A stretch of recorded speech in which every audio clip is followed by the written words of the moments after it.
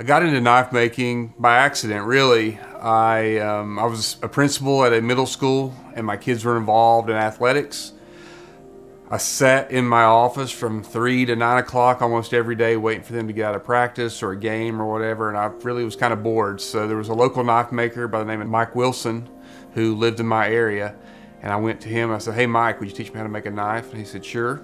He said, "But be ready, because you make one knife, you're gonna make 1,000 because it's gonna get into your blood." And he was right. So every day I would go there and I would work on knives, or he would send me home with a knife that I was working on and say, "Hey, when you get this done, certain aspect of making this knife, things that I could do on my own with hand tools or whatever," I would bring it back to his shop and we would go on to the next step. And from there I kept buying steel and going to his shop and learning and making and just gradually getting better and better. That was about 12 years ago.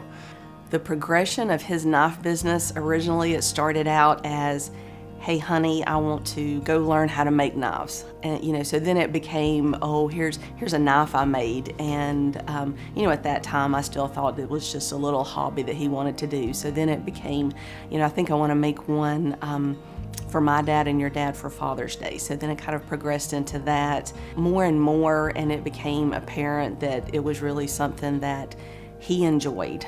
It got to the point though where I was tired of going just to his shop to make knives, and we had a little metal building here. It was like a 10 by 18 foot metal building that we converted into a knife shop.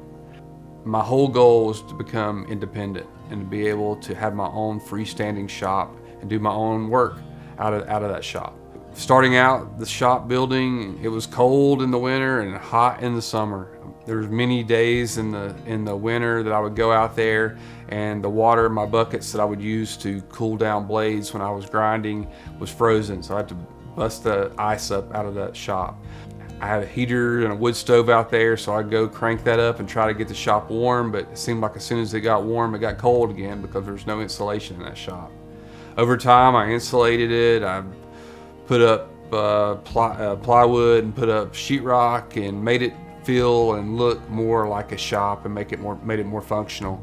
But it just wasn't enough room to do what I wanted to do, because I didn't have the equipment that I needed, and I was pretty limited in what kind of steels that I could use to make knives.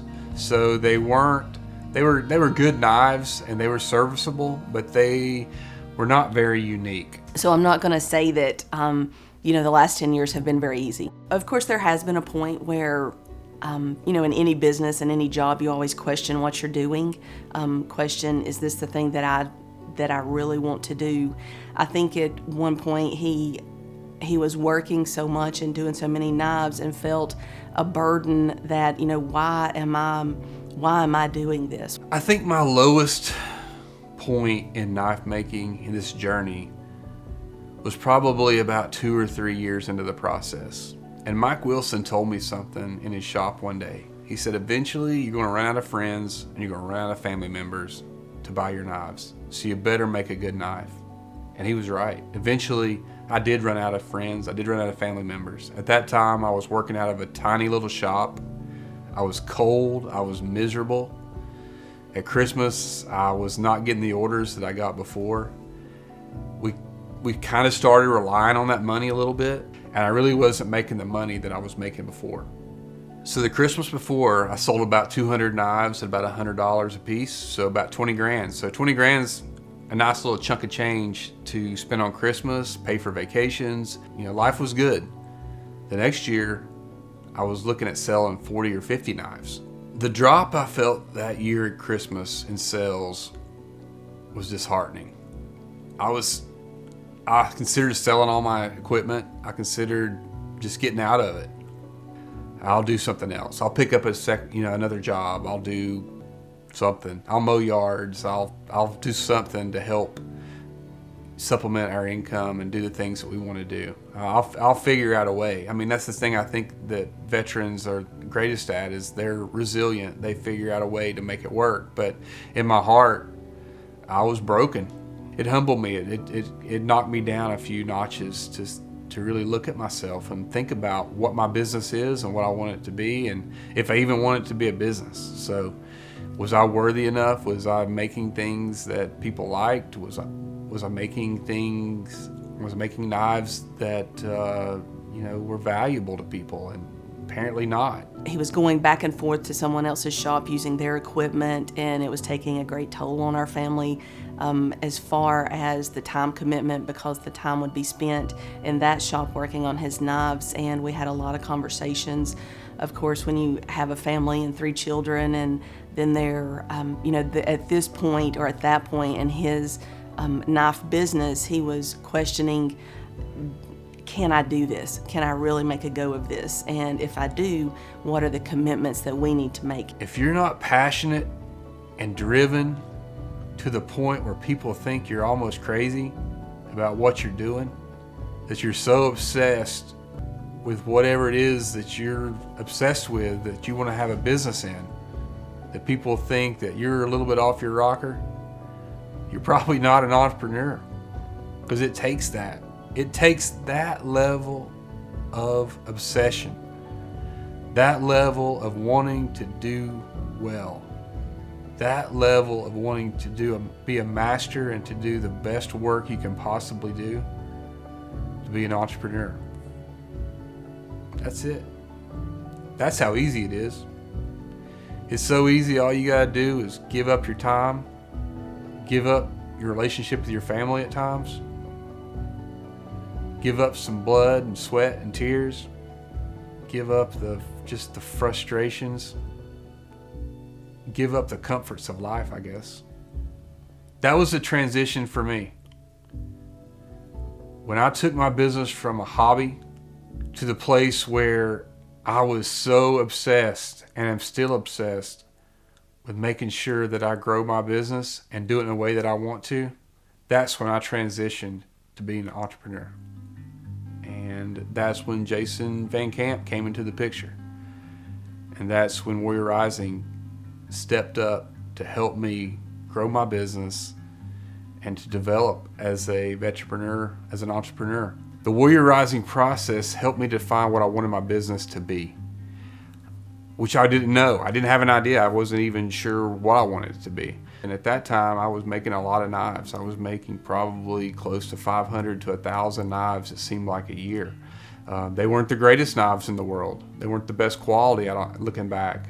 A lot of people loved them and they liked them, but I knew I could do better, and I knew there was something different that I could do. Jason and I, we brainstormed, we talked about things, we threw ideas out there. I wasn't afraid to throw ideas out to him. He didn't judge. He was great, and the whole team was great. As part of that process, the idea that we came up with was war metal. Using metal from actual battles, from weapons, from vehicles that served in battle, incorporating that metal into knives to make a historic piece, an heirloom piece that has a story, that honors our veterans, that honors the sacrifices that they made, takes something that could have been involved in something that was brutal and heartbreaking and potentially ugly into something that's beautiful, that could be passed on to generation and still commemorate that story and commemorate the service and sacrifice of our veterans. Warrior Rising has invested in my business profoundly. They've given me grants where I've purchased grinders, buffer, a forging press, a grant to build my shop. But they gave me this money and invested in my business because I earned it. I earned it through working with them, showing them that I would use this money to grow my business and to meet the benchmarks they set forth for me. From my perspective, Warrior Rising has been invaluable to Justin. I would say the proudest moment I've had was most recently at the last Army-Navy game. He was interviewed along with Jason Van Camp on Fox and Friends. So I started a company where I make knives, but I use metal I get from vehicles that were served in battle. This is one of the knives that we made for the Army-Navy game. So that metal is from vehicles that were That was the Battle of the Bulge. That's amazing. Absolutely. It was definitely an emotional moment. It was something that I would show that clip over and over and over to everyone. And it was beyond proud for that, and so many emotions. You're proud of who he is. You're proud of what he's done. You're proud of your family and just what those knife or that knife represents. I know for a fact my business would not be where it is without Warrior Rising. I wouldn't have been on Fox and Friends. I wouldn't have the equipment that I have now.